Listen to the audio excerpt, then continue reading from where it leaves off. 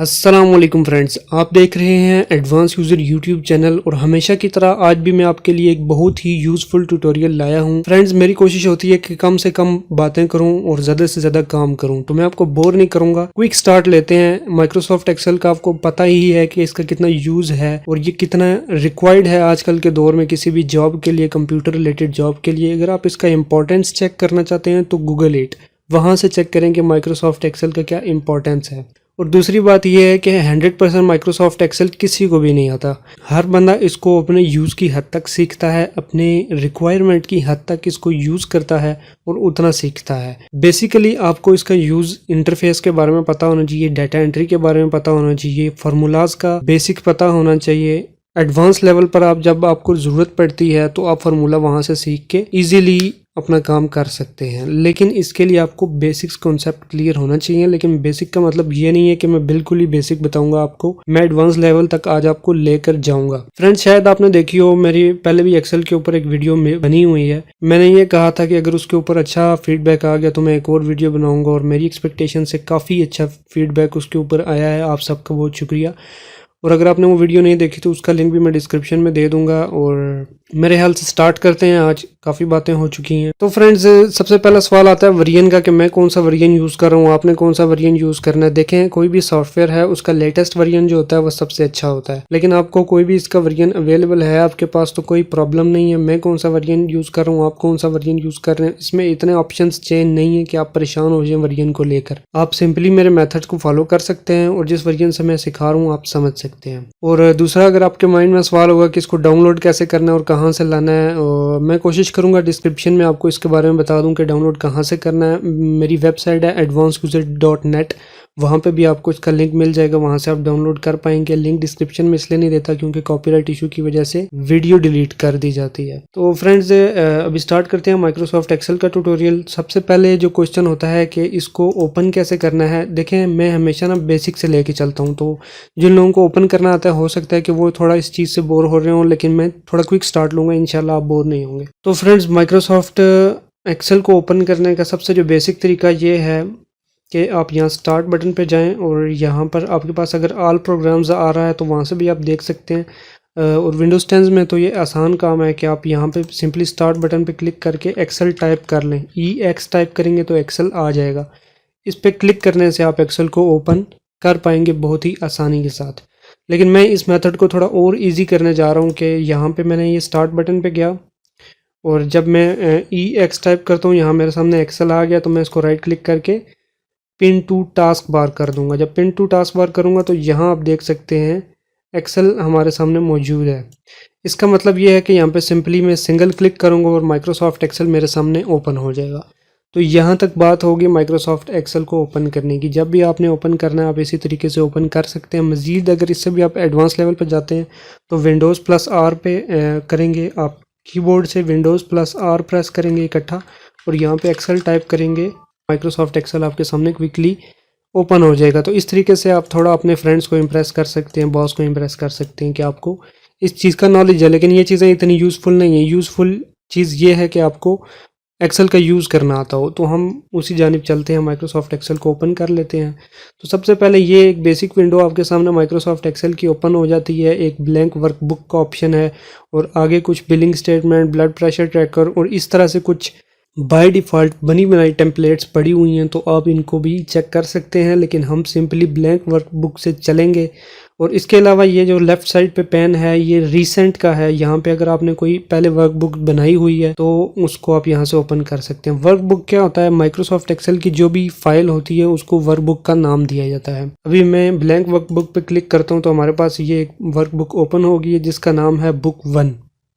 तो बेसिकली आपको अगर किसी ने बताया या नहीं बताया, सबसे पहला काम आपने कोई भी काम जब कर रहे होते हैं, माइक्रोसॉफ्ट वर्ड में करते हैं, एक्सेल में करते हैं, या कोई वीडियो एडिटिंग का प्रोजेक्ट बना रहे हैं या पावर पॉइंट का प्रोजेक्ट बना रहे हैं, ये मेरी बात याद रखिएगा कि सबसे पहले आपने चीज़ को सेव करना है। अगर आपने चीज़ को सेव नहीं किया तो इसका मतलब है कि आपने एक इमारत बना रहे थे, उसकी बुनियाद ही ठीक से नहीं रखी। तो जब बुनियाद ही ठीक से नहीं रखेंगे तो इमारत क्या बनेगी। तो यहाँ पे सेव करने के लिए Ctrl+S कीबोर्ड से यूज़ होता है और यहाँ से सिंपली आप सेव के बटन पे क्लिक करेंगे तब भी आपके पास सेव का ऑप्शन आ जाता है। तो ये आपसे पूछेगा कि आप कहाँ सेव करना चाहते हैं, तो मैं यहाँ से ब्राउज़ करके आप कोई भी जगह सेलेक्ट कर सकते हैं, सी ड्राइव, डी ड्राइव, जहाँ पे आप चीज़ें सेव रखते हैं या जहाँ पे रखना चाहते हैं। तो मैं डेस्कटॉप पे क्लिक कर देता हूँ। डेस्कटॉप पे चीज़ें सेव करनी नहीं चाहिए, ये एक प्रोफेशनल बंदे की निशानी नहीं है कि वो डेस्कटॉप पे चीज़ें इकट्ठी करता रहे, लेकिन मैं समझाने के लिए अभी माई वर्कबुक लिख के डेस्कटॉप पे सेव कर देता हूँ। तो अभी ये माई वर्कबुक के नाम से जाना जाएगा और डेस्कटॉप पे मैं जाऊँगा तो यहाँ पे आपको देखने को मिलेगा माई वर्कबुक, और ये .xlsx इसके आगे लिखा हुआ है। तो ये जो है ये इसकी एक्सटेंशन है, इससे पहचान होती है फ़ाइल की कि ये एक एक्सेल की फ़ाइल है। बैक टू फाइल, मैं फ़ाइल पे दोबारा आता हूँ और यहाँ पे मैं अभी हम इसकी इंटरफेस की बात करते हैं, उसके बाद इसको यूज़ करने की बात करेंगे। तो फ्रेंड्स, राइट साइड पे आपको यहाँ पे क्लोज़ करने का बटन मिलता है, जिससे आपको पता है कि कोई भी फाइल क्लोज़ की जाती है। ये रिस्टोर डाउन और रिस्टोर मैक्सिमाइज़ करने के लिए बटन यूज़ होता है। ये मिनिमाइज़ के लिए इससे चीज़ यहाँ नीचे टास्क बार में आ जाती है, इससे आप ओपन कर सकते हैं दोबारा। तो ये एक बेसिक चीज़ है, ये आप सब जानते हैं। जो ज़रूरी चीज़ है जिस पे हमने काम करना है वो ये टैब्स हैं। ये फाइल टैब है, फाइल का बटन है, इसके बारे में आपको बताता हूँ। और इससे आगे जो है होम है, इंसर्ट टैब, पेज लेआउट है। ये जो भी बटन है ना, इन सब को कहा जाता है रिबन। ठीक है, ये एक रिबन है, क्योंकि रिबन एक लड़ी की तरह होता है तो इसको रिबन का नाम दिया गया है। इसके अलावा यहाँ पे आप देख सकते हैं होम के अंदर क्लिपबोर्ड, फ़ॉन्ट, अलाइनमेंट, नंबर, ये जो है ये ग्रुप बने हुए हैं। ये रिबन के अंदर ग्रुप हैं जिसके अंदर मुख्तलिफ आपके पास फंक्शंस या ऑप्शंस मौजूद हैं जो आप अप्लाई कर सकते हैं, जो आपके लिए यूज़फुल हैं। और इसके बाद यहाँ पे राइट साइड पे आपके पास स्क्रॉल बार आता है, जिससे आप ऊपर या नीचे जा सकते हैं कभी भी काम करते वक्त। और दाएं बाएं मतलब राइट और लेफ़्ट जाने के लिए आपको ये वाला स्क्रॉल बार यूज़ करेंगे आप। उसके बाद नीचे यहाँ पे आपके पास जूम पैन आ जाता है। आप कीबोर्ड से कंट्रोल और माउस का जो दरमियान में व्हील होता है ड्रैग वाला, उसको घुमाकर भी आप जूम इन या जूम आउट कर सकते हैं। और यहाँ पर ये जो है एक पट्टी बनी हुई है, बार है, माइनस पे क्लिक करने से जूम आउट होगा और प्लस पे क्लिक करने से जूम इन होगा। नॉर्मली मैं 100% पे रख के ही काम करता हूँ और आपको भी यही कहूँगा कि 100% पे ही आदत बना लें कि 100% पे रख कर ही काम करें। इसके अलावा ये पेज व्यूज़ होते हैं। ये नॉर्मल व्यू है जिसके ऊपर हम काम कर रहे हैं, और ये है page layout view. Page layout view का इतना ज़्यादा यूज़ नहीं होता। और पेज ब्रेक व्यू है, इसके बारे में हम आगे चल के ये प्रिंटिंग के लिए यूज़ होता है। पेज ब्रेक व्यू इसका यूज़ होता है, लेकिन वो अब जब हम डाटा फिल करेंगे उस वक्त आपको बताऊंगा। फिलहाल हम नॉर्मल व्यू के ऊपर रख कर काम करते हैं, लेकिन आपके लिए ये जानना ज़रूरी है कि अगर आपके साथ इस तरह की कोई इशू हो जाता है कि आपका डाटा गायब हो जाता है, तो आप यहाँ से व्यू को चेक कर सकते हैं। नॉर्मल पे क्लिक करेंगे तो आपका व्यू बिल्कुल ठीक हो जाएगा। यहाँ पर आपके पास शीट आ जाती है। आप प्लस के बटन के ऊपर क्लिक करेंगे तो एक और शीट क्रिएट हो जाएगी। अगर यहाँ पे मैंने कुछ लिखा हुआ है तो दोबारा मैं दूसरी शीट पे आऊँगा तो इस पर वो डाटा मौजूद नहीं है। मतलब आप शीट 1 पे डिफरेंट काम कर सकते हैं, शीट 2 पे डिफरेंट काम कर सकते हैं। तो यहाँ प्लस का बटन पे क्लिक करने से आप नई शीट क्रिएट कर सकते हैं। और पुरानी शीट को रीनेम करना हो तो आप राइट क्लिक करके रीनेम करेंगे, और माई शीट इस तरह इसको दूसरा नाम भी दे सकते हैं। और इस शीट को आप दोबारा से डिलीट करना चाहें तो इस तरह से राइट क्लिक करके डिलीट भी कर सकते हैं। तो शीट 1 पे ही हम दोबारा आ जाते हैं। फ्रेंड्स, जब भी हम माइक्रोसॉफ्ट एक्सेल पे काम कर रहे होते हैं तो इसके अंदर जो है वो सेल्स के अंदर काम किया जाता है। आप देख सकते हैं कि कुछ लाइंस ऊपर से नीचे जा रही हैं, कुछ लाइंस दाएं से बाएं जा रही हैं। जो लाइंस ऊपर से नीचे आ रही हैं वो 2 लाइंस मिलकर एक कॉलम बनाती हैं। जिस तरह मैं अभी डी पे क्लिक करता हूँ तो ये डी एक कॉलम है। और यहाँ से इस तरह से देखा जाए तो 6 पे मैंने क्लिक किया तो ये एक रो है। अभी आपको रो और कॉलम का कॉन्सेप्ट तो ऑलरेडी क्लियर होगा, मुझे उम्मीद है। तो ये एक कॉलम है और ये एक रो है जो अभी सिलेक्टेड है। तो जब भी मैं किसी रैंडम सेल पे क्लिक करता हूँ तो हर सेल का एक एड्रेस होता है। अभी जब मैंने यहाँ पे क्लिक किया तो ये एड्रेस बार है, यहाँ पे नेम बॉक्स है। इसके अंदर आपको बताएगा कि ये G8 सेल है। G8 मतलब ये देखें अभी G कॉलम के अंदर है और 8 जो है वो ये रो है। तो यहाँ पे सिर्फ एक ही सेल आता है और वो इस सेल का एड्रेस बन जाता है G8। अभी मैं यहाँ पे क्लिक करता हूँ तो ये आ जाता है I11, I और 11। इसी तरह आप यहाँ से अपनी मर्ज़ी से टाइप करके भी कहीं जा सकते हैं। जैसे मैं A11 पे यहाँ पे टाइप करके छोड़ता हूँ तो ये A11 पे ऑटोमेटिक आ जाता है। तो ये थोड़ा सा कॉन्सेप्ट आपको क्लियर होना चाहिए कि सेल्स कैसे नेविगेट कैसे करते हैं और सेल का एड्रेस किस तरह से यहाँ पे शो होता है। ये एक सेल की पहचान है, हर सेल की एक अपनी पहचान है। तो उसके बाद ये है फार्मूला बार, यहाँ पे फार्मूलाज टाइप किए जाते हैं और यहाँ पर फार्मूलाज शो होते हैं जो हमने ऑलरेडी टाइप किए हुए होते हैं। तो फ्रेंड्स, मैंने कहा था आपको फाइल बटन के बारे में बताऊंगा। फाइल पे मैं जाता हूँ, यहाँ पर न्यू का ऑप्शन है। अगर मैं न्यू पे क्लिक करता हूँ तो एक दोबारा से एक नई वर्कबुक क्रिएट कर सकता हूँ। ओपन पे जाता हूँ तो मैंने अभी वर्कबुक क्रिएट की हुई है पहले से, उसको मैं ओपन कर सकता हूँ। मतलब पहले की जितनी पड़ी हुई होंगी उनको ओपन के बटन पर जाके ओपन किया जा सकता है। सेव का जो बटन है उससे फर्ज करें यहाँ पे मैंने कुछ काम किया हुआ है, रिज़ल्ट कार्ड मैंने लिखा है यहाँ पे, फ़र्ज़ करें यहाँ पे मैंने कोई रिज़ल्ट कार्ड बनाया हुआ था। तो यहाँ पे मैं जब सेव के बटन पे क्लिक करता रहूँगा या कीबोर्ड से कंट्रोल एस करके सेव करूँगा या फिर यहाँ सेव के बटन पे क्लिक करूँगा तो इस फाइल के अंदर जो भी मैं काम करता जा रहा हूँ, जब मैं इस तरीके से सेव करूँगा वो काम वहीं तक सेव होता जाएगा। लेकिन यहाँ पे एक सेव एज़ का ऑप्शन है। सेव एज़ का थोड़ा डिफरेंट कॉन्सेप्ट है। वो ये है कि एक रिज़ल्ट कार्ड किसी और स्कूल का है, दूसरा किसी और स्कूल का है। तो यहाँ तक जो मैं काम कर रहा था उसको मैंने कंट्रोल एस किया तो माई वर्कबुक के अंदर वो सेव होता जा रहा है। तो यहाँ से अगर मैंने कहना है कि मैंने ये करना है कि किसी और स्कूल का डाटा सेव करना है या कोई डिफरेंट है वो इससे, तो मैं सेव एज़ पे जाऊँगा तो सेम स्ट्रक्चर के साथ एक और फाइल बन जाएगी जिसका नाम भी अलग होगा। तो सेव एज़ का ऑप्शन यूज़फुल है, आप इसको चेक कर सकते हैं। उसके अलावा यहाँ पे एक्सपोर्ट का ऑप्शन है, आपके पास प्रिंट का ऑप्शन है, प्रिंटिंग इसके ज़रिए की जा सकती है। और अकाउंट में जाके आप अपने एक्सेल का वर्जन वगैरह चेक कर सकते हैं। 2016 मेरे पास चल रहा है, ऑफिस 365 भी कहते हैं इसको। फ्रेंड्स, अभी किसी भी सेल के अंदर कोई भी चीज़ टाइप करनी है तो उसका तरीकाकार ये नहीं है कि आप डबल क्लिक करें। देखें अभी यहाँ पे कर्सर ब्लिंक कर रहा है, ये डबल क्लिक करने से आया। आपने सेल के ऊपर सिर्फ एक बार क्लिक करना है और यहाँ पर टाइपिंग स्टार्ट कर देनी है।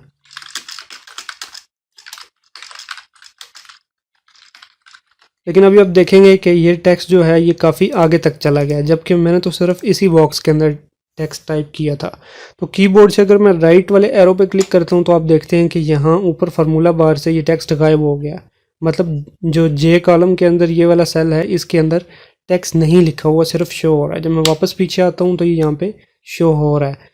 तो इसका मतलब ये है कि टेक्स्ट मौजूद इसी के अंदर है लेकिन अगले दो सेल्स के ऊपर भी ये ओवरराइट हो रहा है, शो हो रहा है। तो यहाँ पे जो लाइन है आई और जे के दरमियान में, मैं इसके ऊपर जब जाऊँगा तो यहाँ पे एरो की शेप चेंज हो जाएगी। तो इसके ऊपर मैं क्लिक करके यहाँ से इसको एक्सपेंड कर सकता हूँ जिससे ये एक ही सेल के अंदर मेरा टेक्स्ट आ जाएगा। और एक ही सेल के अंदर टेक्स्ट लाने का दूसरा तरीका ये है कि यहाँ पे आप क्लिक करेंगे और रैप टेक्स्ट कर देंगे।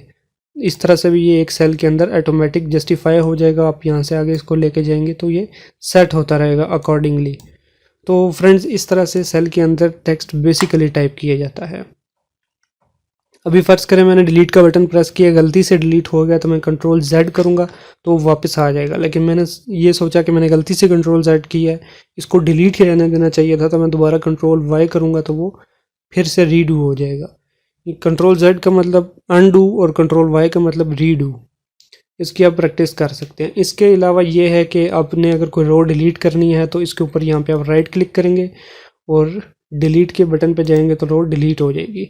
और अगर आपने नई रो ऐड करनी है, मिसाल के तौर पर रिज़ल्ट कार्ड मैंने लिखा है, इसके ऊपर एक नई ब्लैंक रो मैंने और ऐड करनी है तो मैं ये 1 के ऊपर राइट क्लिक करूँगा और इंसर्ट पे जाऊँगा तो एक रो ऊपर ऐड हो जाएगी। इसके अलावा कंट्रोल और प्लस जो कीबोर्ड पर आप यूज़ कर सकते हैं, कंट्रोल और प्लस की शॉर्टकट की से भी रो ऐड हो सकती है। इसी तरह कंट्रोल माइनस से रोज़ डिलीट होती जाएंगी और यही तरीकाकार है कॉलम्स का भी। कंट्रोल प्लस करेंगे तो कॉलम्स ऐड होते जाएंगे। इसी तरह आप राइट क्लिक करके भी यहाँ पे इंसर्ट करेंगे तो कॉलम्स ऐड होते जाएंगे। कंट्रोल जेड से दोबारा से जो भी आपने काम किया होगा वापस बैक चला जाएगा। तो फ्रेंड्स, हम अभी तक जो हमने बात की है वो ज़्यादातर हमने लेआउट के बारे में की है। लेआउट मतलब जो चीज़ आपके सामने दिखाई दे रही है, ये खाने दिखाई दे रहे हैं जिसका मैंने बताया, ये सेल्स हैं, ये रोज़ हैं, ये कॉलम्स हैं, ये सारी लेआउट थी। अभी तक आपको लेआउट के बारे में बताया। अभी हम प्रैक्टिकली काम करेंगे। तो उससे पहले मैं आपको एक और चीज़ बताता चलूँ कि जो सेल आपने जिस पे क्लिक किया होगा वो होगा एक्टिव सेल। अभी मैंने इस पर क्लिक किया हुआ तो ये एक एक्टिव सेल है। ये कौन सा सेल है? C4, ये एक्टिव सेल है। उसके अलावा आपको माउस के कर्सर का पता होना चाहिए कि अभी मैंने रिज़ल्ट कार्ड वाले पे इस पे सेल पे क्लिक किया है तो यहाँ पे जो मेरे पास प्लस के आइकन वाला माउस एरो आ रहा है इसको आप जर्नल आइकन कह सकते हैं, जिससे हम सिर्फ हाईलाइट करते हैं टेक्स्ट को, सेल्स को हाईलाइट करते हैं। तो जो पॉइंटर अभी आ रहा है ये प्लस के निशान वाला, ये जनरल पॉइंटर है। इससे आपने कोई भी सेल को हाईलाइट कर सकते हैं, सिलेक्ट कर सकते हैं। हाईलाइट का मतलब ये है कि यहाँ से मैंने क्लिक करके यहाँ तक ड्रैग किया तो ये सेल्स हाईलाइट हो गए। अब ये जो एक एरिया है, ये हाईलाइटेड एरिया, ये एक रेंज है। ये पहला जो सेल है ये D7 है और जो लास्ट सेल है इसके अंदर वो I16 है। हाईलाइट करके हम इनके ऊपर फॉर्मेटिंग अप्लाई कर सकते हैं, इनको कॉपी कर सकते हैं, डिफरेंट टास्क इनके साथ परफॉर्म करवा सकते हैं। तो ये जो भी पॉइंटर है ये जनरल पॉइंटर है एक हमारे पास। अभी जो मैंने ये यहाँ से यहाँ तक सेल हाईलाइट किए हुए हैं तो ये वाला जो है ये D5 सेल आ रहा है हमारे पास, और D5 से लेकर ये वाला जो है J14 है। अब D5 से J14 तक मैंने सेल सेलेक्ट किए हुए हैं। इनको दूसरी तरह से जब रिप्रेजेंट किया जाता है तो D5 और ये रेशो का साइन डाला जाता है। D5 से लेकर अभी यहाँ पर आता है J12, तो J12 यानी सेल्स की रेंज को इस तरह से शो किया जाता है कि D5 से लेकर J12। अभी यहाँ ये जो है ये मैंने क्यों लिखा है, क्योंकि इस तरह से हम फार्मूलाज के अंदर मेंशन करेंगे कि फ़लाँ सेल से लेकर फ़लाँ सेल तक हमने कोई भी कैलकुलेशन परफॉर्म करनी है। ये भी हम पर फार्मूला पे काम करेंगे तो इस बारे में आपको बताऊंगा। तो इस तरह जो जनरल सिलेक्शन वाला पॉइंटर है इससे हमने इस तरह से सिलेक्ट कर सकते हैं। और उसके अलावा जो हमारे पास पॉइंटर का दूसरा आइकन आता है वो आता है मूविंग पॉइंटर।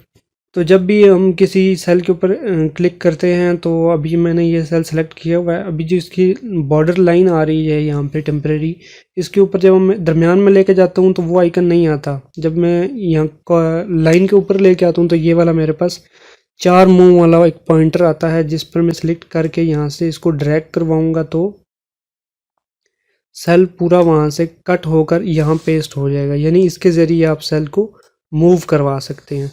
तो जब भी आपने सेल को मूव करवाना हो तो ये वाला जो मूविंग पॉइंटर है इसके ज़रिए आप सेल को मूव करवा सकते हैं। इसके अलावा हमारे पास ये एक फिल हैंडल है जिसको क्रॉस हेयर भी कहते हैं।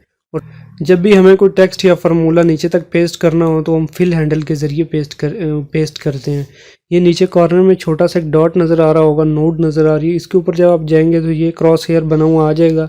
इसको फिल हैंडल कहा जाता है। जब मैं इससे पकड़ के नीचे तक ड्रैग करूँगा तो जो भी चीज़ ऊपर लिखी होगी वो नीचे तक पेस्ट हो जाएगी। लेकिन नंबरिंग के अंदर इसके बड़ा एक इंटरेस्टिंग यूज़ है। जैसे यहाँ पे मैंने 1 लिखा, 2 लिखा, 3 लिखा। अभी मैं तीनों को हाईलाइट करवा के इस फिल हैंडल को पकड़ कर नीचे तक लाता हूँ तो ये नीचे तक सीक्वेंस के साथ काउंटिंग आ जाएगी। कंट्रोल Z करता हूँ और यहाँ पे अगर मैं इसको डबल क्लिक करता हूँ तब भी नीचे तक काउंटिंग ऑटोमेटिक आ जाएगी। तो ये थी कार्रवाई फिल हैंडल की। अभी हम यहाँ पे इसको मैं सबको डिलीट कर देता हूँ। यहाँ पे हम थोड़ा काम स्टार्ट करते हैं। सबसे पहले मैं यहाँ पे लिखूँगा रिजल्ट कार्ड और मैंने एंटर प्रेस करके मैं नीचे वाले खाने में आऊँ। तो जब भी हमने किसी और सेल पे जाना हो तो हम कीबोर्ड से राइट लेफ्ट या अप डाउन एरो प्रेस करेंगे तो इस तरह भी हम अगले सेल पे जा सकते हैं। और नीचे वाले सेल पे जाना हो तो हम एंटर प्रेस करके भी सिंपली नीचे जा सकते हैं। तो ऊपर वाले सेल में मैंने लिखा रिजल्ट कार्ड, नीचे वाले में मैं स्कूल का नाम लिख देता हूँ, अल-हुदा स्कूल एंड एकेडमी। तो 2 लाइनों में मैंने ये लिख लिया है। और तीसरी लाइन में मैं यहाँ पे रैंडमली कुछ स्ट्रक्चर बना लेता हूँ थोड़ा रिजल्ट कार्ड वाला।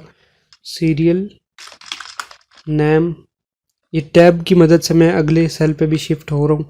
अभी क्विकली हमने काम करना हो तो फिर हम ज़्यादातर टैब का यूज़ करते हैं। कीबोर्ड का भी कम ही यूज़ करते हैं, एरो का और माउस का भी कम यूज़ करते हैं। तो कीबोर्ड से सिर्फ टैब का बटन यूज़ करके मैं आगे जा रहा हूँ। शिफ्ट टैब से पीछे वाले खाने में आ जाएगा और टैब से आगे वाले खाने में। तो serial number, name, English, math, science, total marks, obtain marks. अभी मैंने एक सेल पे मार्क्स की स्पेलिंग गलत लिख दी है तो मैं दोबारा इस सेल पे आऊँगा तो यहाँ पे टाइप करूँगा तो वो पिछले वाला जो है वो टेक्स्ट ख़त्म हो जाएगा। मैं दोबारा कंट्रोल Z करता हूँ और यहाँ पे मैंने अगर उसी सेल के जो पहले से टेक्स्ट लिखा हुआ है इसको एडिट करना है तो मुझे F2 प्रेस करना पड़ेगा कीबोर्ड से, ताकि मैं इस सेल के अंदर दोबारा से इस टेक्स्ट के अंदर एडिटिंग कर सकूँ। और माउस से अगर करना चाहते हैं तो डबल क्लिक की मदद से हम दोबारा इस टेक्स्ट को चेंज कर सकते हैं। ऑब्टेन मार्क्स, इसके बाद आप यहाँ पे लिख सकते हैं मिनिमम और मैक्सिमम जो है वो यहाँ पे यूज़ नहीं होते, लेकिन सिर्फ सिखाने के लिए वैसे ही मैं मिनिमम और मैक्सिमम का भी यहाँ पे यूज़ कर रहा हूँ। और यहाँ पे परसेंटेज के बाद यहाँ पे पास फेल और उसके बाद मैं यहाँ पे लिख देता हूँ ग्रेडिंग। सीरियल नंबर में सिर्फ मैं यहाँ पे 1 लिखूँगा और 1 लिखने के बाद मैं फिल हैंडल की मदद से नीचे अगर जा रहा हूँ तो आप देख सकते हैं कि 1 ही 1 आ रहा है, लेकिन मैं यहाँ पे कंट्रोल प्लस करूंगा तो आप देखेंगे कि प्लस के बटन के ऊपर एक और प्लस आ गया। तो अभी मैंने यहाँ से कंट्रोल प्रेस किया वो और इस फिल हैंडल को मैं नीचे लेके जा रहा हूँ, तो यहाँ पे आप देख सकते हैं 10 तक काउंटिंग मेरे पास आ गई है। तो नेम यहाँ पे मैं रैंडमली टाइप करता जाऊंगा। कुछ नेम मैंने लिख लिए हैं, उसके बाद यहाँ पे सब्जेक्ट जो है उनके अंदर बंदे ने कितने मार्क्स लिए हैं वो यहाँ पे मैंने लिखते हैं। तो मैं सपोज करूँगा कि तमाम सब्जेक्ट जो हैं वो आउट ऑफ 100 है, तो मैं 100 में से इनको रैंडमली मार्क्स देता जाऊँगा। यहाँ पे फिलहाल यहाँ पे कोई कमाल नहीं है, मैं यहाँ पे सिर्फ मार्क्स एंटर कर रहा हूँ। जैसे यहाँ पे मैंने 50 किया तो यहाँ पे मैं एंटर प्रेस करके नीचे वाले खाने में चला जाऊँगा और यहाँ पे मैं 40 और इस तरह 55, 57 92 इस तरह डिफरेंट में जो है वो डाटा एंटर करता जा रहा हूँ। इसके बाद इसी तरह यहाँ पे हम मैथ के भी फिल कर लेते हैं। देन साइंस के मार्क्स भी मैं इसी तरह रैंडमली ऐड कर लेता हूँ। अभी टोटल मार्क्स जो हैं वो यहाँ पे 3 सब्जेक्ट हैं, तो 300 यहाँ पे टोटल मार्क्स होने चाहिए। तो 300 मैंने यहाँ पे लिख दिया। अभी नीचे भी 300 ही सब के अंदर लिखना है, तो इससे बेहतर है कि मैं यहाँ पे सिंपली डबल क्लिक करूँगा तो नीचे तक ऑटोमेटिक 300 आ जाएगा। अब 10 मार्क्स जो हैं यहाँ पे भी थोड़ी फार्मूले वाली करवाई आ जाएगी।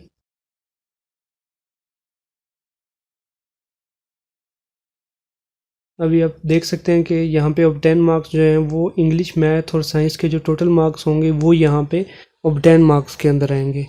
तो instead of typing them manually मैं यहाँ पे फार्मूला लगाऊंगा एक छोटा सा, जिसकी मदद से हम यहाँ पे अब 10 मार्क्स ऑटोमेटिकली निकाल सकें। तो इसके लिए आपने सिंपली यहाँ पे कीबोर्ड से अगर आप Alt प्लस इक्वल टू का बटन प्रेस करेंगे तो यहाँ पे आपके पास फार्मूला बना बनाया आ जाएगा। तो जो बना बनाया फार्मूला आ जाता है इसको एक्सेल के अंदर फंक्शन कहा जाता है। यही डिफरेंस होता है फार्मूला और फंक्शन के अंदर। फार्मूला के ऊपर आपको खुद फार्मूला देना पड़ता है और फंक्शन वो है जो एक्सेल के अंदर एक पहले से फंक्शन मौजूद है। तो ये जो रेंज है इसके अंदर ये टोटल मार्क्स जो है वो भी साथ ही ले रहा है। तो जो सिलेक्शन हुई हुई है ये एक रेंज है, इस रेंज की ये टोटल कैलकुलेशन करेगा, लेकिन इसके अंदर की 300 इंक्लूड नहीं होना चाहिए क्योंकि ये टोटल मार्क्स हैं। तो मैं सिंपली कीबोर्ड से शिफ्ट दबाकर लेफ्ट एरो दबाऊंगा तो ये जो इंक्लूड किया हुआ था वो एक्सक्लूड कर देगा। तो मैं सिंपली यहाँ पे एंटर प्रेस करूंगा तो ये मेरे पास 196 आ जाएगा। अभी मैं दोबारा इस पर क्लिक करता हूँ तो ये आपको बताएगा कि इसने सम किया है। सम फॉर्मूला है ऐड करने का, मतलब इससे जितने भी फिगर हैं उनके अंदर जितने भी जो है डिजिट उनका टोटल निकल आएगा सम से। ये एक बेसिक सी चीज़ आपको मालूम होगी कि सम का मतलब ऐड करना है। सम के अंदर ये बताएगा कि इसने कहाँ से कहाँ तक ऐड किया है। तो ये बता रहा है कि C4 से E4 तक सम के अंदर ऐड किया है। C4 यहाँ पे देख सकते हैं आप, इंग्लिश से लेकर E4 यानी साइंस तक। तो ये रेंज बिल्कुल ठीक है, C4 से E4 तक इसने कैलकुलेट किया है। इसी पे मैं यहाँ पे डबल क्लिक कर दूंगा क्रॉस हेयर पे या फिल हैंडल पे, तो आप देख सकते हैं कि अब 10 मार्क्स का हमारे पास टोटल आ चुका है। इसके बाद हमने मिनिमम और मैक्सिमम भी निकालना है। तो मिनिमम में हमने देखना है कि इसके मिनिमम मार्क्स जो हैं वो किस सब्जेक्ट में आए हैं। मतलब ये कि एक अली है, अली के 3 सब्जेक्ट है, इंग्लिश, मैथ, साइंस।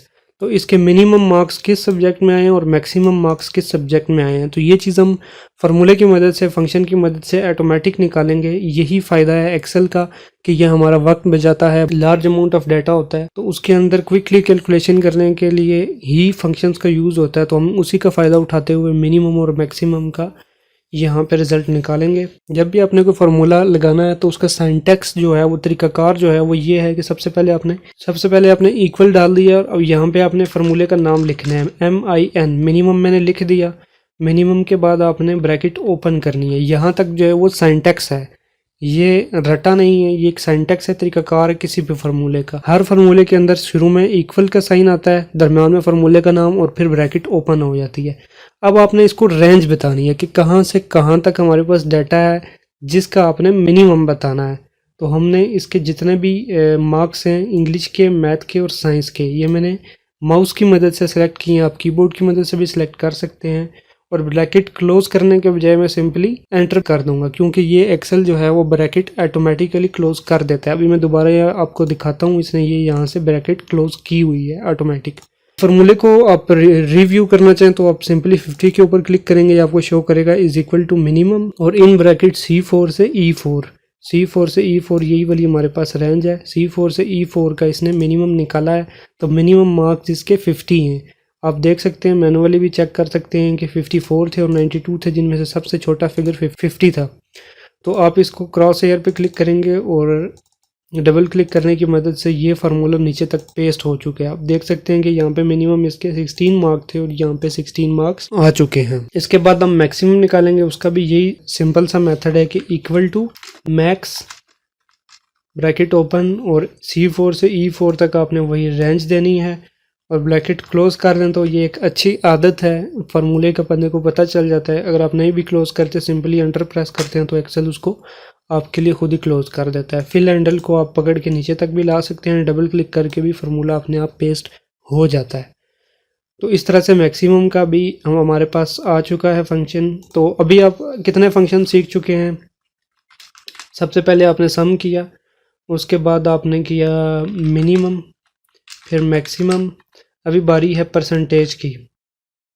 तो अब हम आते हैं परसेंटेज के ऊपर। इज इक्वल टू, और परसेंटेज का फार्मूला आपको पता होगा अगर आपने मैथमेटिक्स पढ़ी है ध्यान से। वैसे मैथमेटिक्स पढ़ने वाली चीज़ नहीं है, प्रैक्टिस करने वाली है। तो अगर आपने मैथमेटिक्स आपके कोर्स में थी और आपने थोड़ा ध्यान से मैथ्स पे फोकस किया था तो अभी आपको याद होगा कि परसेंटेज का फार्मूला क्या होता है। तो परसेंटेज बेसिकली सिंपल सा अगर मैं आपको रिव्यू करवाऊँ ना परसेंटेज का फार्मूला, तो मैथ मेरी भी इतनी अच्छी नहीं थी, लेकिन मैं आपको बता देता हूँ कि 2 फिगर्स में से परसेंटेज निकाली जाती है। रिजल्ट कार्ड की बात कर रहे हैं तो परसेंटेज उन मार्क्स की निकाली जाती है जो आपने हासिल किए होते हैं, ऑब्टेन किए होते हैं। अभी इस लड़के ने मार्क्स लिए 196 आउट ऑफ 300।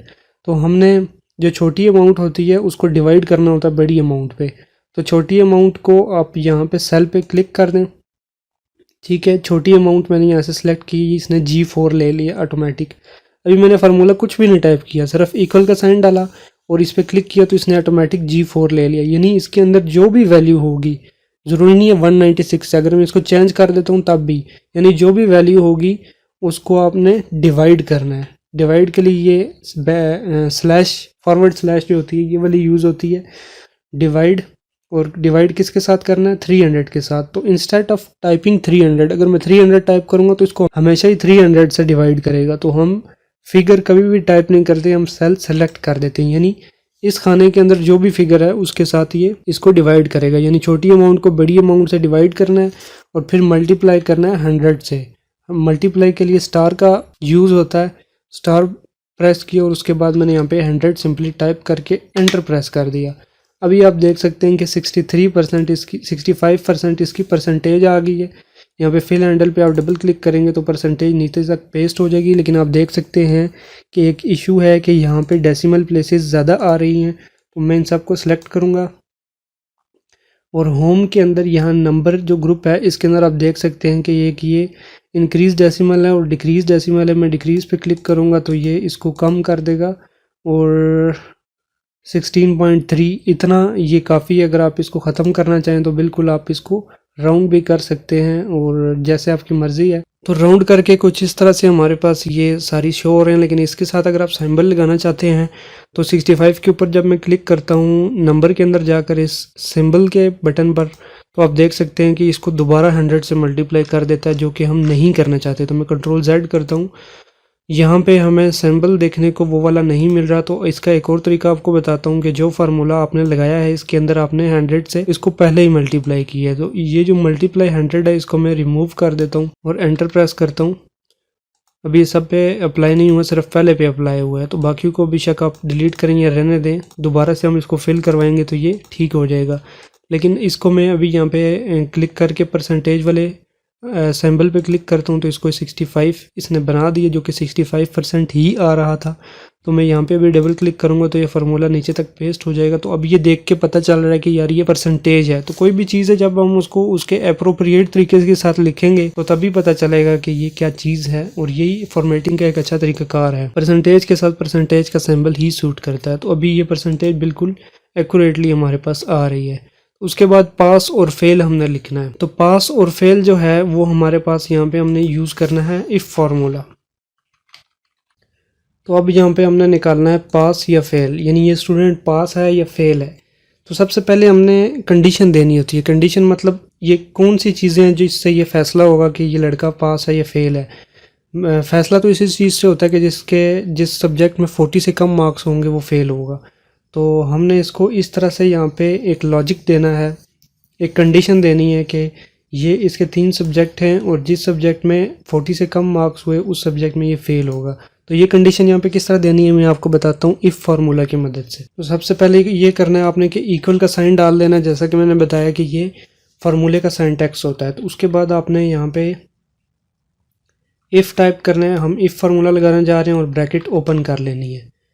तो सबसे पहले हमने यहाँ पे सिंपली एक लॉजिकल टेस्ट देना है इसको कि ये बच्चा पास है, ये फेल है। तो उसके लिए हमने क्या करना है कि इफ़ फार्मूला को समझने के लिए मैं बताता हूँ कि यहाँ पे कोई भी सब्जेक्ट है, जैसे इंग्लिश है, इसके अंदर में 50 लिखा हुआ है, तो 50 पे मैंने क्लिक किया कि अगर C4 यानी इस सेल के अंदर जो वैल्यू है वो बड़ी है, ग्रेटर देन या फिर बराबर है 40 के।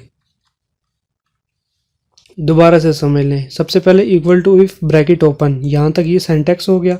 उसके बाद C4 यानी ये वाला जो खाना होगा, इसके अंदर जो भी वैल्यू है अगर वो मार्क्स जो हैं वो 40 के बराबर या 40 से ज़्यादा हैं तो कोमा लगा के हमने लिखना है, इन्वर्टेड कोमास के अंदर लिखना है पास और इन्वर्टेड कोमास क्लोज करने। जो भी हमने टेक्स्ट देना होता है वो इन्वर्टेड कोमास में देना होता है। तो कोमा डाल के अगर ये वाली कंडीशन ट्रू, यहाँ पे ये लिखा हुआ था कि if condition value is true, अगर ये कंडीशन ट्रू होती है तो पास लिखा आएगा। अगर ये कंडीशन ट्रू नहीं होती, ऐसा नहीं है कि वहाँ पे 40 के बराबर या 40 जितनी वैल्यू है, 40 से बड़ी वैल्यू है, तो यहाँ पे हम लिख देंगे फेल। अभी फिर से देख लें, इफ़ ब्रैकेट ओपन C4 खाने में जो भी वैल्यू है अगर वो 40 के बराबर या बड़ी है तो बच्चा पास है, अगर ये बात ठीक नहीं है तो फेल है। अभी मैं एंटर प्रेस करता हूँ तो ये इसने सिर्फ इंग्लिश की बेस पे बताया है कि ये पास है, और ये लड़का इंग्लिश में फ़ेल था तो इस वजह से इसने ये बता दिया कि ये फ़ेल है। लेकिन हमने सिर्फ एक सब्जेक्ट से चेक नहीं करना, हमने मल्टीपल सब्जेक्ट से चेक करना है, तमाम सब्जेक्ट से। तो इसलिए हम इफ़ एंड का यूज़ करेंगे। इफ़ एंड, अभी देखें इफ़ लिखा हुआ है ब्रैकेट ओपन, यहाँ तक एक फार्मूला है। अभी यहाँ पे हम एंड डालेंगे तो यहाँ से आगे दूसरा फंक्शन स्टार्ट हो जाना है। तो सबसे पहले हमने इसको लॉजिक देना है कि ये जो वैल्यू है C4 में अगर वो बड़ी है या बराबर है 40 के। अभी जो पहले इफ़ था उसके अंदर हमने सिर्फ एक कंडीशन दी थी कि इंग्लिश के अंदर अगर किसी के मार्क्स 40 से कम हैं तो वो फेल हो जाएगा।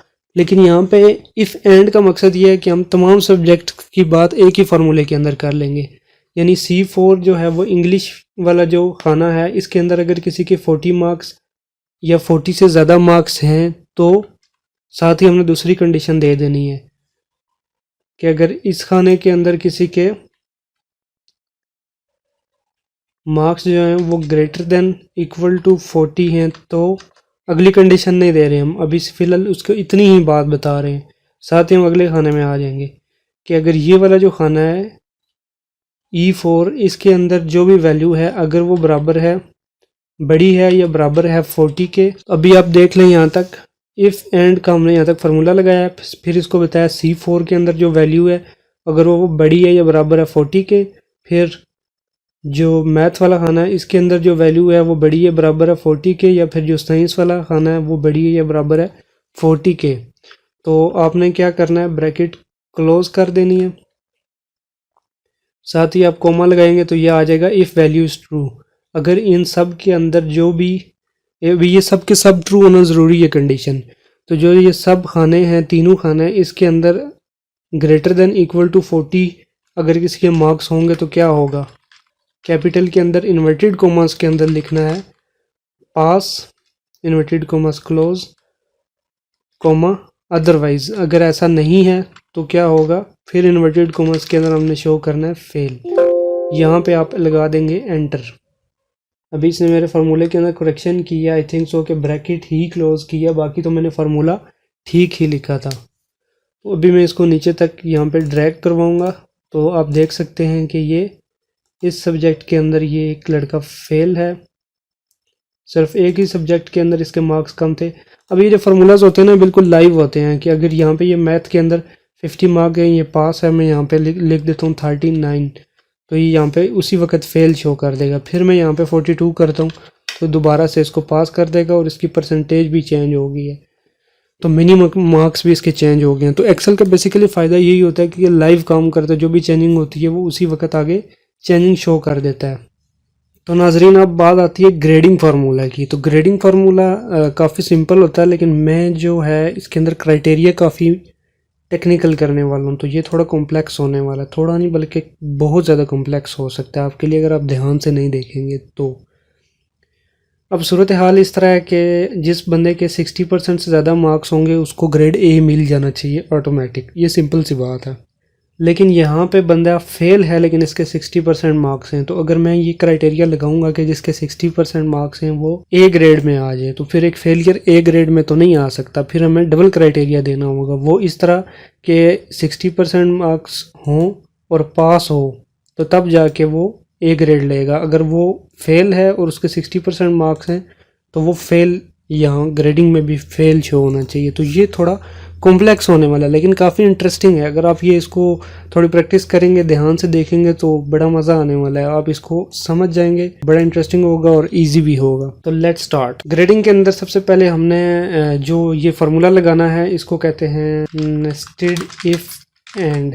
नेस्टेड इफ एंड स्टेटमेंट भी कहते हैं इसको। तो सबसे पहले मैं इक्वल का साइन डालूंगा और यहाँ पे इफ़ लिखूंगा और यहाँ पे एंड। इफ़ आमतौर पर सिर्फ इफ़ लिख के तो मैं ब्रैकेट ओपन करता था, यहाँ तक ये एक फार्मूला बना है अभी। तो इस तरह का फार्मूला मैंने क्यों लगाया, ये मैंने किस तरह लिखा है।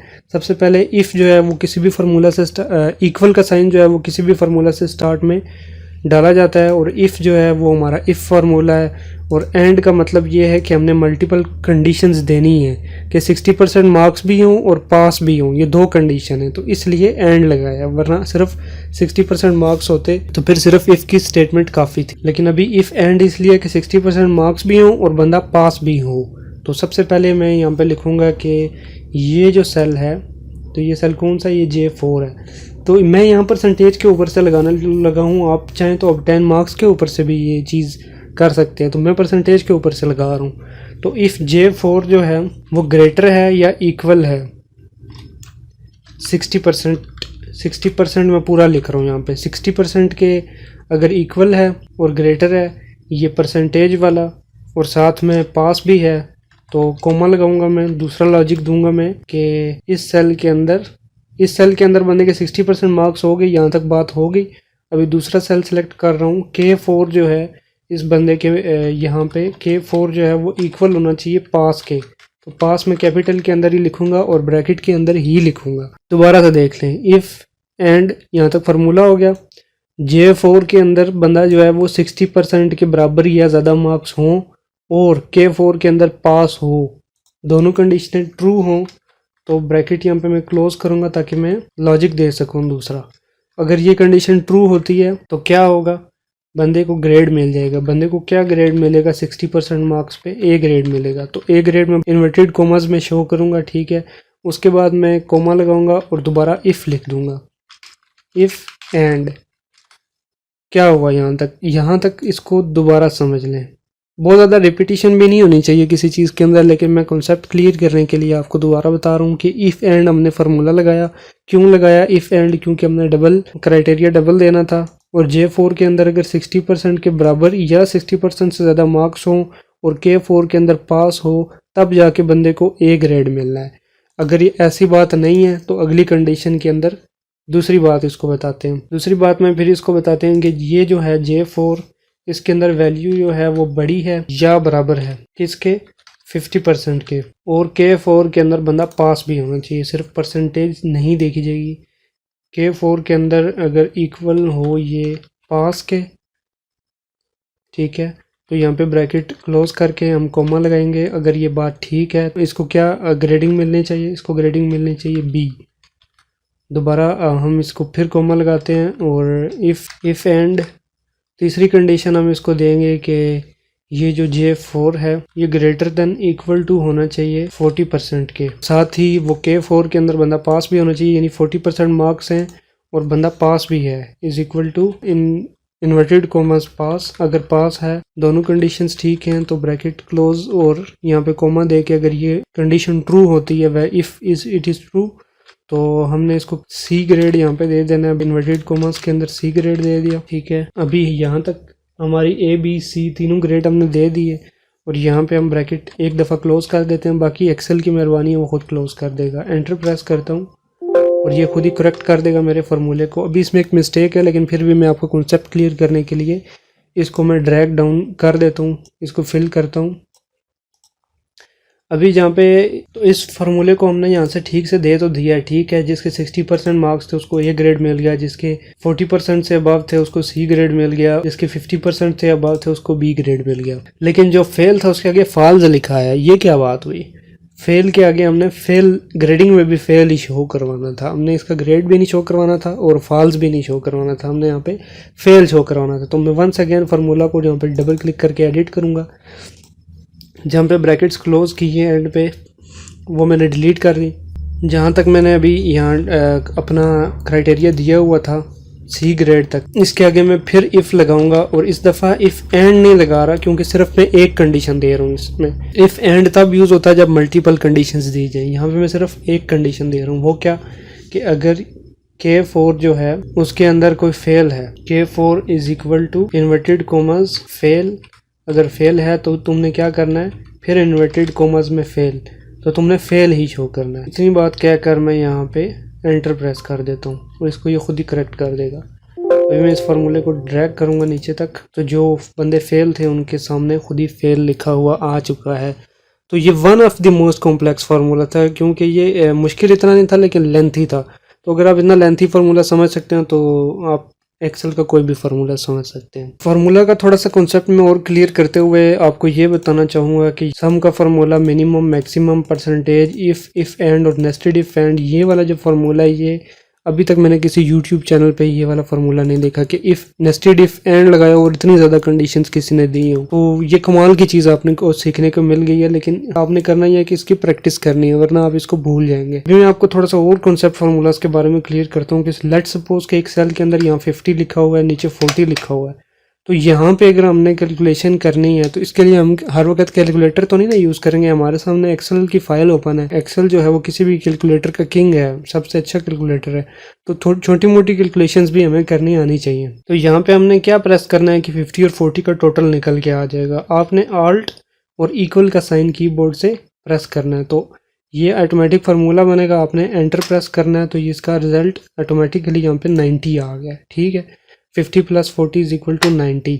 लेकिन इसको मैं डिलीट कर देता हूँ। दूसरा तरीका ये है कि यहाँ पे ऑटो सम पे क्लिक करें, तो दोबारा एंटर करेंगे तो तब भी यहाँ पे 90 आ जाएगा। अभी तीसरा तरीका देखें। तीसरा तरीका ये है कि इज इक्वल टू का साइन डाला। ये सिर्फ आपका कॉन्सेप्ट क्लियर करने के लिए, ताकि आपको कोई फार्मूला ना भी आता हो तब भी आप अपनी तरफ से फार्मूला बना सकें। इक्वल का साइन डाला, पहली जो वैल्यू है वो सिलेक्ट की, वो सेल सेलेक्ट किया और प्लस का साइन डाला और फिर दूसरा सेल सेलेक्ट किया और फिर एंटर प्रेस किया। तो ये मैनुअल फार्मूला बनाकर हमने रिजल्ट निकाल लिया। ठीक है, तो इसके साथ ही यहाँ पे फर्ज करें मैंने मल्टीप्लिकेशन करनी है, तो मैं यहाँ पे इक्वल का साइन डालूंगा। इक्वल का साइन भाई मस्ट है, इक्वल का साइन नहीं बोलना। इक्वल का साइन डाला और पहले वाला खाना मैंने जो सेल है पहले वाला सेलेक्ट किया, फिर मल्टीप्लिकेशन का साइन जो है वो एक स्टेरिक होता है, स्टार होता है, स्टार डाला। फिर सेकंड जो मैंने सेल सेलेक्ट किया तो एंटर प्रेस किया, तो यहाँ पे इनकी मल्टीप्लिकेशन वैल्यू हमारे सामने है। तो यहाँ पे मैं डिवाइड करता हूँ। अभी यहाँ पे इक्वल का साइन डाला। अभी मुझे कोई फार्मूला नहीं आता, मतलब मैं अपनी तरफ से कर रहा हूँ। तो अगर आपके जितने ज़्यादा कॉन्सेप्ट क्लियर होंगे आप खुद से काम कर सकेंगे। इक्वल का साइन डाला मैंने और यहाँ पे मैंने छोटी वैल्यू सेलेक्ट की, क्योंकि डिवीजन में हमेशा पहले छोटी वैल्यू सेलेक्ट की जाती है। छोटी वैल्यू को डिवाइड करना है बड़ी वैल्यू पे, तो एंटर प्रेस किया तो ये आपके पास इसका रिजल्ट आ गया। तो आप देख सकते हैं कि एक्सेल के अंदर फार्मूलाज कितने इजी हैं। थोड़ा सा कॉन्सेप्ट होना चाहिए, थोड़ा सा आपने फोकस करना है। यहाँ तक बात हुई फार्मूलाज की। अभी ये जो एक्स्ट्रा टेक्स्ट है इसको मैं डिलीट करता हूँ। थोड़ा सा इसकी फॉर्मेटिंग पे जाते हैं, क्योंकि जब भी आपके पास कोई भी काम आपने किया हुआ है एक्सेल के अंदर, मेहनत की हुई है इतनी ज़्यादा कि आप जानते हैं कि आपने इसके ऊपर कितना टाइम स्पेंड किया है इन चीज़ों को सीखने में, इनको सॉल्व करने में, डाटा एंट्री करने में। लेकिन फिर भी अगर कोई बंदा आके यहाँ पे देखता है तो वो इसको चीज़ देखने में बिल्कुल भी अच्छी नहीं लगती, क्योंकि इसका कोई फॉर्मेटिंग नहीं की हुई, कोई व्यू ही नहीं है इस चीज़ का। तो वो बिल्कुल भी फिर फ़ायदा नहीं है कि अगर आप इतनी मेहनत के बाद किसी को कोई चीज़ चेक करवाते हैं तो उसको पसंद नहीं आती। क्यों पसंद नहीं आती? क्योंकि हमने इसकी फॉर्मेटिंग नहीं की। फॉर्मेटिंग कैसे करनी है? एक तरीका तो इसका ये है कि आपने ये सिलेक्ट किया जितना भी यहाँ पे ये टेबल के अंदर मैंने जो काम किया हुआ था, जहाँ पे हमने ये रिजल्ट कार्ड बनाया ऊपर वाली 2 हेडिंग्स छोड़कर। आप इंसर्ट पे जाते हैं, टेबल पे क्लिक करते हैं तो यहाँ पे आपके पास बना बनाया टेबल आ जाता है, इसकी फॉर्मेटिंग भी हो जाती है। एक ये तरीका हो गया। और कंट्रोल Z करता हूँ मैं। दूसरा ये है कि आप ये सारी रेंज को सिलेक्ट करें और यहाँ पे आप होम टैब के अंदर देखेंगे ये बॉर्डर है, यहाँ से आप ऑल बॉर्डर्स करेंगे तो आपके पास ये बॉर्डर्स आ जाएंगे। तो बॉर्डर जो है वो बेसिकली आपने लाजमी लगाने हैं इसके अंदर, ये ऑप्शनल नहीं है, ये आपने लाजमी करना है। क्यों करना है? क्योंकि जब भी आप फाइल को प्रिंट करेंगे तो ये जो ग्रिड लाइन्स हैं, ये जो लाइन्स हैं, ये वाली लाइन दिखाई नहीं देंगी प्रिंट में। तो जब आप बॉर्डर लगाएंगे तो तभी ये बॉर्डर दिखाई देगा। लेकिन अभी हमने इसको मज़ीद थोड़ा प्रोमिनेंट बनाना, थोड़ा खूबसूरत बनाना ताकि देखने में अच्छा लगे। तो अभी ये है कि ये जो वाली जो काउंटिंग है ये राइट साइड पे है, जबकि ये बिल्कुल भी राइट साइड पे नहीं होती, लेफ़्ट साइड पे होती है। तो होम टैब के अंदर आपको ये फॉर्मेटिंग के डिफरेंट ऑप्शंस देखने को मिल जाते हैं। यहाँ से आप इसको लेफ़्ट साइड पे कर सकते हैं। इसके अलावा आप ये जो है रिज़ल्ट कार्ड का जो वर्ड है इसको आपने दरमियान में लाना है। तो ये सारी सेल्स की रेंज को सेलेक्ट कर लें, मर्ज एंड सेंटर करेंगे तो आपके सामने ये सेंटर में आ जाएगा। इसके अलावा आप इसका फ़ॉन्ट यहाँ से चेंज कर सकते हैं। होम टैब के अंदर ये फ़ॉन्ट कैलिब्री हुआ है और यहाँ से आप कोई भी इसको फ़ॉन्ट दे सकते हैं। इसको बोल्ड कर सकते हैं तो ये बोल्ड हो जाएगा। और साथ ही जो स्कूल का नाम है उसको भी आप इसी तरह सारे सेल सेलेक्ट करेंगे, मर्ज एंड सेंटर करेंगे तो ये भी इस तरह सेंटर में आ जाएगा। इसको बोल्ड कर देंगे इस तरह। और उसके बाद ये जो हेडिंग्स हैं इनको भी आप यहाँ पे सबको सेलेक्ट करके बोल्ड कर दें। अभी बात यह है कि सबसे पहले मैंने एक वैल्यू को बोल्ड किया तो मैं बार बार सबको कंट्रोल बी बोल्ड करता रहूँ तो ऐसा भी ठीक नहीं होता। तो फॉर्मेटिंग को बेसिकली सपोज करें इसको मैं कोई और चीज़ भी अप्लाई कर देता हूँ, थोड़ा कलर दे देता हूँ। कोई कलर मैंने दे दिया। अब ये कलर दिया, अब मैं ये कलर हर एक के ऊपर बार बार तो नहीं ना अप्लाई कर सकता। तो ये फॉर्मेट पेंटर होता है। फॉर्मेट पेंटर पे मैंने क्लिक किया तो जो भी इसकी फॉर्मेटिंग हुई हुई है वो मैं जिस पे क्लिक करता जाऊंगा वो फॉर्मेटिंग उस पर अप्लाई हो जाएगी। ब्रश जो है वो आया हुआ है मेरे आइकन के साथ।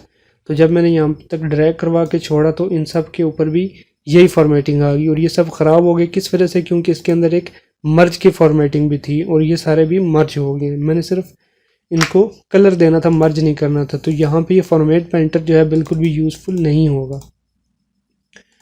फॉर्मेट पेंटर नीचे वाली जो ये हेडिंग है यहाँ तक तो यूज़फुल होगा। इसको फॉर्मेट पेंटर को मैं क्लिक करता हूँ तो ये, क्योंकि ये भी मर्ज है और ये भी मर्ज है, लेकिन इसको जो है मैं मैनुअल ही कर लेता हूँ, कंट्रोल B। और अगर आपको कलर देना चाहें तो यहाँ से कलर दे सकते हैं।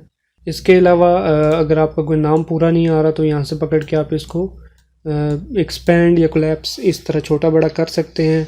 कोई भी टेक्स्ट है, जैसे ये वैल्यूज़ हैं, इनको आप सेंटर में लाना चाहते हैं तो सबको सेलेक्ट करेंगे। यहाँ पे आपके पास ऑप्शंस आते हैं जिसमें ये लेफ़्ट साइड पे होता है, ये सेंटर में होता है और ये राइट अलाइनमेंट है। तो आप यहाँ से सेंटर अलाइन कर देंगे तो ये काफ़ी अभी देखने में बेहतर लग रहा है। इनको भी हम सेंटर अलाइन कर देते हैं। इस तरह से ये सब सेंटर में आ जाएगा और इस काउंटिंग को भी हम सीरियल नंबर को सेंटर में ले आते हैं। अभी जो सीरियल नंबर वाला खाना वो काफ़ी बड़ा है, नेम वाले के अंदर भी थोड़ी गुंजाइश है, सब्जेक्ट वाले के अंदर भी। तो हम इनको एक और काम भी कर सकते हैं कि इनको ऑटो फिट कर सकते हैं। किस तरह कि अभी हम इन सब को सिलेक्ट करते हैं और यहाँ से हम जाते हैं फॉर्मेट में और ऑटो फिट कॉलम विड्थ। तो इस तरह से ये ऑटो फिट करता है। लेकिन अगर आपको थोड़ा कंजेस्टेड लग रहा है तो आप अपनी मर्ज़ी से ये इतने कॉलम सेलेक्ट करें और इसको थोड़ा सा ड्रैग करवा लें और अपनी मर्ज़ी से इनकी सेटिंग कर लें। तो यहाँ तक ये थोड़ा फॉर्मेटिंग के बेसिक्स हो गए हैं, ठीक है। अच्छा, इसके बाद मैं थोड़ा फ़िल्टर वगैरह के बारे में बताता हूँ। इस रेंज को मैं सिलेक्ट करूँगा, थोड़ा जूम कर लेता हूँ क्योंकि ये काफ़ी छोटा दिखाई दे रहा है। तो यहाँ से मैं जाऊँगा इंसर्ट और यहाँ से मैंने टेबल पे चले जाना है। ओके करूँगा तो ये हमारे पास टेबल आ जाएगा। अब ये जो चीज़ है ना, ये फ़िल्टर है, ये बड़ी कमाल की चीज़ है। इससे ये है कि अभी यहाँ पे फ़र्ज़ करें मैं देखना चाहता हूँ, अभी ये जो फ़िल्टर है वो ज़्यादा मुझे इस तरह की चीज़ें जो हैं वो हाईलाइटेड हुई हुई मुझे ज़्यादा पसंद नहीं है, देखने में ही बुरी लगती है। तो इसको मैं थोड़ा चेंज कर लेता हूँ। इस फ़िल्टर का बड़ा फ़ायदा होता है, ये टाइम सेव करता है। लेट सपोज़ कि यहाँ पे आपके पास जो है ये मेरे पास तो अभी 10 रिकॉर्ड्स हैं ना, सिर्फ 10 स्टूडेंट्स के। तो फ़र्ज़ करें आपके पास 100 या 200 स्टूडेंट्स के हैं, तो आप उनमें से सिर्फ ग्रेड A वालों को देखना चाहते हैं कि कौन से बच्चों ने ग्रेड A लिया है। तो यहाँ जो एरो बना हुआ है इसके ऊपर आप जाएंगे और यहाँ पे आपने सिर्फ A के ऊपर टिक कर देना है, बाकियों का जो है आपने हटा देना है। तो आप इसको ओके करेंगे तो सिर्फ A ग्रेड वाले आपके सामने आ जाएंगे, बाकी गायब हो जाएंगे, डिसअपीयर हो जाएंगे। कंट्रोल Z करेंगे तो ये दोबारा आ जाएंगे। इसके बाद अगर आप यहाँ से देखना चाहते हैं भाई कि सिर्फ फेलियर्स की मैं लिस्ट देखना चाहता हूँ कि भाई कौन से बच्चों को इम्प्रूव करना चाहिए, तो फेल वाले पे टिक करके मैंने ओके किए तो सिर्फ फेल वाले आपके सामने आ गए हैं, बाकी यहाँ से गायब हो गए हैं। तो इसी तरह मार्क्स का भी है कि अगर आप देखना चाहते हैं कि हाईएस्ट मार्क्स वाले मेरे सामने आए तो आपने इसको इसके अंदर जाना है, यहाँ ड्रॉप डाउन में, और सॉर्ट स्मॉलेस्ट टू लार्जेस्ट भी है, लार्जेस्ट टू स्मॉलेस्ट भी है। तो लार्जेस्ट टू स्मॉलेस्ट पे मैं करूँगा तो ज़्यादा मार्क्स वाले स्टार्ट में आ जाएंगे। जिसका 7 सीरियल था वो टॉप पे आ गया अभी। तो इस तरह से जो है ये सॉर्टिंग करते हैं हम। कंट्रोल Z करता हूँ। और इसके अलावा एक मेन चीज़ रह गई है कंडीशनल फॉर्मेटिंग। यहाँ तक उम्मीद करता हूँ आपको समझ आ गई होगी सॉर्टिंग की। अगर आप कन्वर्ट टू टेबल नहीं करना चाहते तो इसी तरह भी आप ये सॉर्टिंग वाला ला सकते हैं। इसके ऊपर जाता हूँ और यहाँ पे मैं करूँगा Z2A। Z2A means largest to smallest, इसके सामने लिखा हुआ है। तो अभी ये इस तरह से आ गया। अभी मैं यहाँ से करता हूँ स्मॉलेस्ट टू लार्जेस्ट, तो ये इस तरतीब से आ जाता है। तो मैं कंट्रोल Z करके पुरानी तरतीब के अंदर ही आ जाता हूँ जिस तरतीब से हमने डाटा दिया हुआ है। तो मेरे भाइयों एक चीज़ है कंडीशनल फॉर्मेटिंग, ये बहुत ही कमाल की चीज़ है। इसमें ये होता है कि बहुत ज़्यादा डाटा है और उसके अंदर से आपने किसी को हाईलाइट करवाना है। तो मिसाल के तौर पर मैं अभी जो फेलियर्स हैं उनको हाईलाइट करवाना चाहता हूँ रेड कलर के साथ। तो इसके लिए मैं ये करूँगा कि यहाँ से मैं ये रेंज सेलेक्ट कर लेता हूँ। कंडीशनल फॉर्मेटिंग में जाके न्यू रूल में जाता हूँ। Format only cells that contain cell value, यानी वो सेल को हाईलाइट करो जिसके अंदर कोई चीज़ मौजूद है। क्या चीज़ मौजूद है? वैल्यू इक्वल टू, जो के बराबर है, किसके बराबर है? इन्वर्टेड कॉमर्स बराबर है फेल के, यानी जिसके अंदर फेल लिखा हुआ है उसको तुमने फॉर्मेट करना है रेड कलर से। ओके ओके, लेकिन ऐसा नहीं हुआ। इसके रीज़न जानते हैं कि यहाँ पे ये डबल इन्वर्टेड कॉमास आए हुए हैं। इसको मैं बैक स्पेस करके यहाँ पे सिंगल इन्वर्टेड कोमा करता हूँ और अभी ओके पे क्लिक करूँगा। यहाँ पे आप देख सकते हैं कि ये हाईलाइट हो गए। तो ये कंडीशनल फॉर्मेटिंग है। इसके अंदर डिफरेंट ऑप्शंस हैं। एज़ पर योर रिक्वायरमेंट आप इसको जो है वो यूज़ कर सकते हैं, आपके लिए हेल्पफुल साबित हो सकते हैं फॉर्मेटिंग के अंदर। इसके अलावा हमारे पास ये ऑप्शन होते हैं इटैलिक के, अंडरलाइन के, और ये जो है बॉर्डर का आपको पहले बता चुका हूँ। उसके बाद ये कलर फिल है, जैसे पूरे सेल के अंदर कलर फिल हो जाता है। अंडरलाइन है, ये टेक्स्ट का कलर है, जैसे टेक्स्ट का कलर चेंज हो जाता है। और ये अलाइनमेंट है राइट लेफ़्ट। इसके अलावा ये जो बटन है इसका मतलब होता है कि ये डिक्रीज़ करता है इंडेंट को। जैसे हम कभी माइक्रोसॉफ्ट वर्ड के अंदर टैब लगा के किसी टेक्स्ट को आगे करते हैं। अभी ये वाला सेल मैंने सेलेक्ट किया हुआ है, यहाँ पे मैं ये इंक्रीज़ इंडेंट करूँगा तो ये एक एक स्टेप आगे जाता जाएगा। तो इस तरह से इंडेंट को इंक्रीज़ किया जाता है। रैप टेक्स्ट का शायद मैंने आपको बताया भी है ऑलरेडी। दूसरे सेल के अंदर वैल्यू लेके जानी हो तो जैसे ये ऑब्टेन मार्क्स है, यहाँ पे मैं पूरा लिख देता हूँ ऑब्टेन मार्क्स। तो अभी ये देखें ये दिखाई नहीं दे रहा है, तो इसको मैं क्या करूँगा कि यहाँ से रैप टेक्स्ट करूँगा जिसकी वजह से ये ऑब्टेन मार्क्स शो हो जाएगा। कंट्रोल Z करता हूँ। इसके अलावा हमारे पास ये ऑप्शन है कि आल्ट और एंटर प्रेस करें, तो इस तरह भी ये नीचे चला जाता है। कंट्रोल Z करके मैं इसको पुरानी शक्ल में वापस ले आता हूँ। अच्छा, इसके बाद जो मेन चीज़ रह जाती है वो रह जाती है प्रिंटिंग। प्रिंटिंग के बारे में जानना बहुत ज़रूरी है क्योंकि एक्सेल के अंदर प्रिंटिंग को लेके हमारे साथ इश्यूज चलते ही रहते हैं। तो कंट्रोल P को मैं प्रेस करता हूँ प्रिंटिंग के लिए। यहाँ पे हमारे पास एक आता है प्रीव्यू प्रिंट का, यानी यहाँ पे जो चीज़ शो हो रही है ये इसी तरह प्रिंट होगी। जैसे सीरियल से लेकर परसेंटेज तक आ रहा है, लेकिन मैं जानता हूँ कि परसेंटेज तक नहीं, मैं ग्रेडिंग तक प्रिंट करना चाहता हूँ। जब मैं प्रिंट कर रहा हूँ तो ये सिर्फ परसेंटेज तक प्रिंट कर रहा है। तो इसको ठीक करने के 2-3 तरीके हैं। पहला तरीका तो ये है कि आप इसको कंट्रोल P करके यहाँ से इसको पोर्ट्रेट हुआ है तो आप इसको यहाँ से लैंडस्केप कर दें तो ये ग्रेडिंग पूरी आ जाएगी। लेकिन अगर आप ये चाहते हैं कि पोर्ट्रेट के अंदर ही प्रिंट करें तो यहाँ पे आपके पास नीचे 2 ऑप्शंस हैं।